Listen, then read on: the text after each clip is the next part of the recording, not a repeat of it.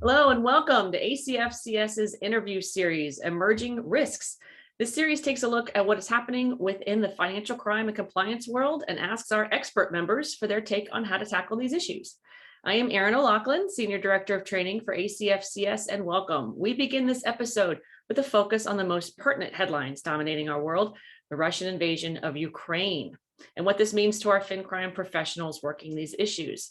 In particular, this episode, we're going to cover the recent sanctions against Russia by the EU. In the last 2 weeks, the EU pushed through sanctions on dozens of individuals, including Vladimir Putin and some of his closest oligarch allies, as well as on 7 Russian banks, the country's air support sector, the high-tech industry, and sovereign debt. It's a lot. They've also frozen the assets of Russia's central bank.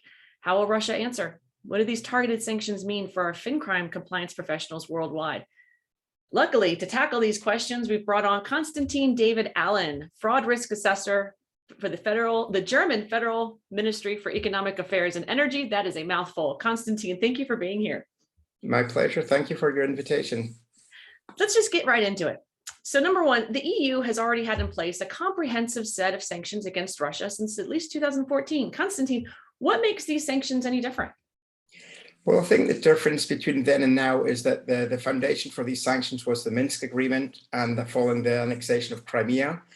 And today we're in a conflict zone which actually concerns the entire continental European landscape. And that is, for me, one of the key differences there. And that said, there's no longer a problem of our next door neighbor. It has become our collective. It's become our problem, and from a collective point of view. So you mentioned the Minsk Agreement. Can you tell our listeners what that entails, why it was even put in place? Yeah, well, my understanding why it was put in place, it was actually consequences following the annexation of Crimea through Russia. And from that point of view, where we are today with regard to the question, it's actually built up. We're pretty much in a much wider scope of conflict and risk than we were back then, which is kind of limited to the legality or to the legality of the annexation of that small part of southeast Ukraine.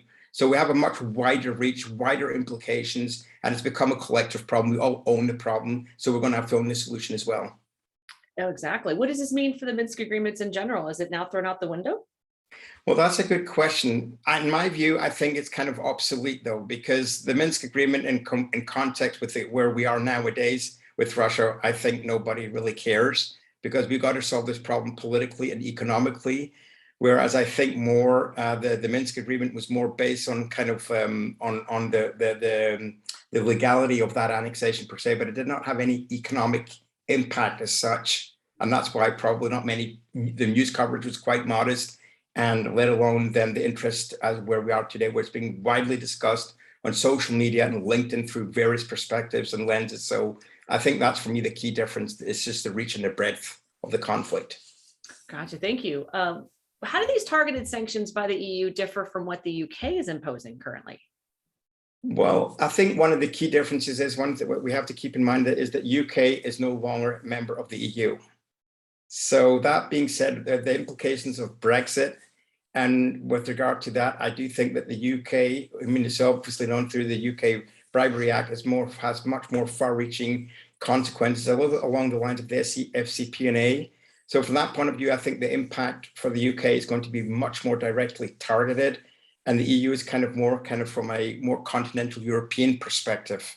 I think they're probably pretty much aiming for the same end goal, but I think the approach is going to be extremely different. I think in general, I think the UK will be much more autonomous in their decision-making, how to go about it, like the US is doing as well. Are they, speaking of autonomy, are they going after the same exact list of individuals that the EU is? Well, I personally do not know, but what I'm assuming, I mean, if comparing the country where I live in Switzerland, I'm a Swiss citizen as well, is that the city of London and Switzerland have many things in common, that we have a lot of oligarchs here. So I do think that the center of gravity of this asset seizure exercises worldwide will be obviously focused in countries that are not in the EU. Why? Because if you think about where these oligarchs are, whether their domiciles, their residents, etc., they're most in so-called tax-friendly environments. And the EU has not been known to be a tax-friendly environment as such. So I do think that's pretty much where I would see one of the key differences going forward, and the impact of the reach as well. So for instance, if I am an AML investigator sitting in a bank in London, a London, UK-based bank, and I'm seeing these transactions flow in and out, and they're to and from some Russian names, and they're going through some EU countries. What all would I need to know? Would I need to know the UK sanctions and then a whole list of EU sanctions as well? Do I need to keep up with two different lists? Well, I think here that the problem here is that you are going to probably have to automate or kind of consolidate the watch lists that are already in place. Good point. So that watch list can obviously then differ depending, again, that's back to your question. So what is the EU doing differently than the United Kingdom? And I think that the watch list, the listing of the DSNs, these designated, what are they called? These people with how do you call that? The designated SDN, especially designated national. Exactly, the SDN, especially the SDN is obviously is much more broader. So I think that is going to certainly be one thing, is the updating of the watch list. And I think also that said is kind of how do we then go about adjusting controls and monitoring the frequencies, because that's going to be the next big thing. And I am personally not convinced that there is full alignment there. Although everybody wants the same thing, yes, but I think the UK, as for America, will probably take more the Anglo-Saxon approach as opposed to continental European approach, which has a complete different emphasis and legal processing, as in the United Kingdom, for instance. And these are the two things that I think are pretty much just kind of getting hands on deck to adjust controls and monitoring frequencies, and especially kind of keeping control and oversight over these watch lists. I think that being able to bring it all together in one place would make it a lot all easier together and unite it under one roof. Yeah, because as exactly. I said before, it's like we all want it, but kind of keeping things united under one roof is going to be extremely challenging, also from a political perspective. Yeah, I don't even envy those folks. I have to do that right now. Speaking of EU and UK and other particular areas within the EU, actually, outside of that, Switzerland will adopt all the sanctions that the EU has imposed on Russian people and companies and freeze their assets to punish the invasion of Ukraine. Switzerland has steered clear of imposing sanctions when Russia annexed Crimea in 2014. Constantine, why now? What's changed? Well, I think Switzerland is always a country that acts under pressure. Point number one. Point number two is that Switzerland is in a so-called coexistence with the EU with regard to our bilateral structures. We are not a member of the EU. That's that thing as well. And then what has also changed as well is that, that Switzerland has, I mean, compared to 7-8 years ago, is much more embedded within is more active on various platforms within the EU.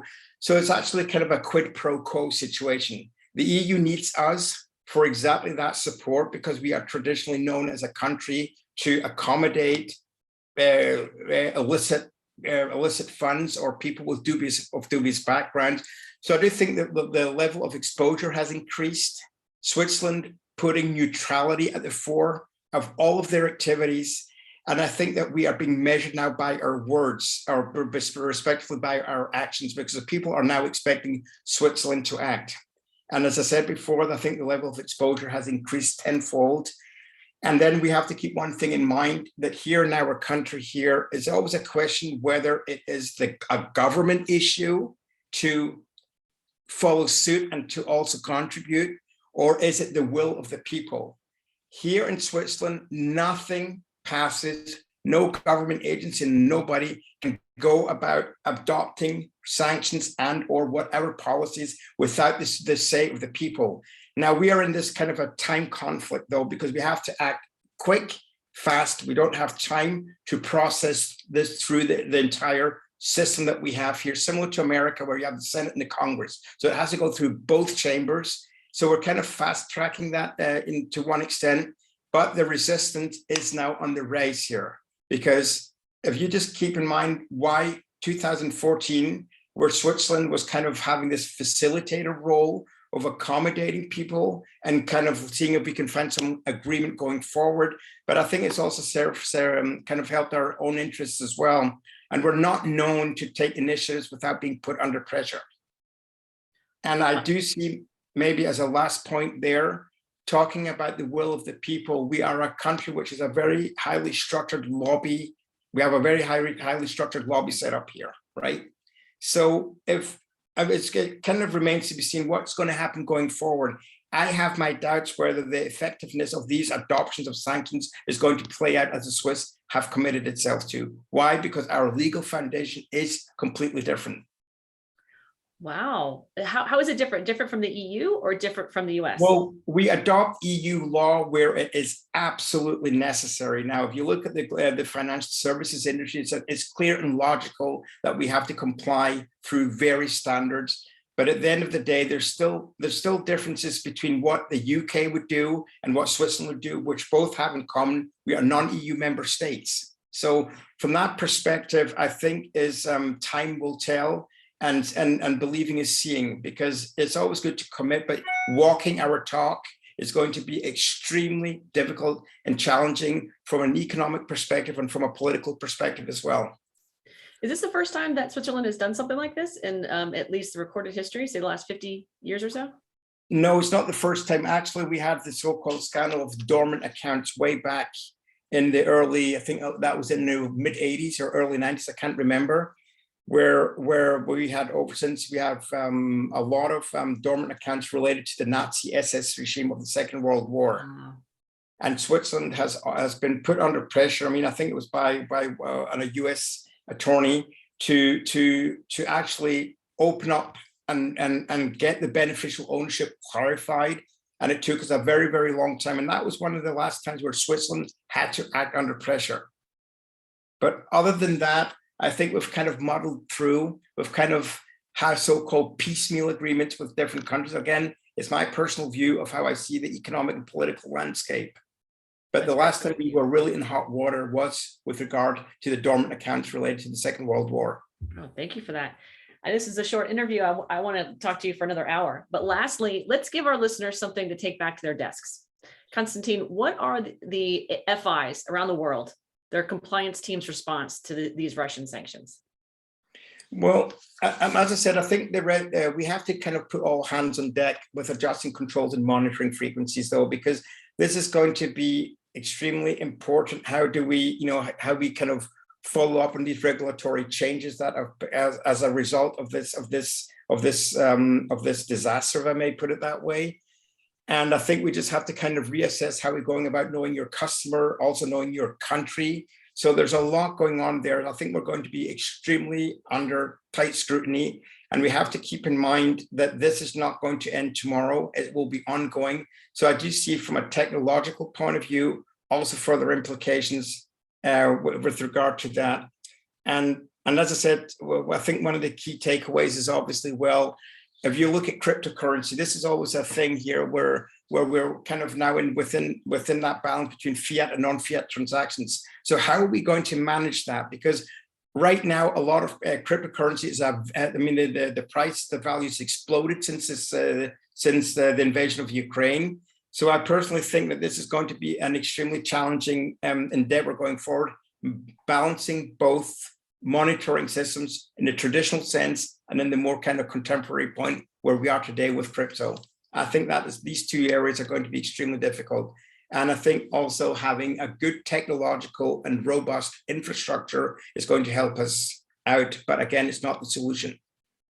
Absolutely. So what you're saying is, for all the compliance professionals out there, they need to, especially the investigators, when you get a sanctions alert across your desk, you need to make sure that you've got a comprehensive SDN list that your bank is making sure that you have, that includes all of the areas that you need to be able to have, not just an EU sanction or not just a UK, and to be able to know the KYC a bit more and scrutinize it a bit more. And that's going to be the biggest key to this for those on the ground, correct?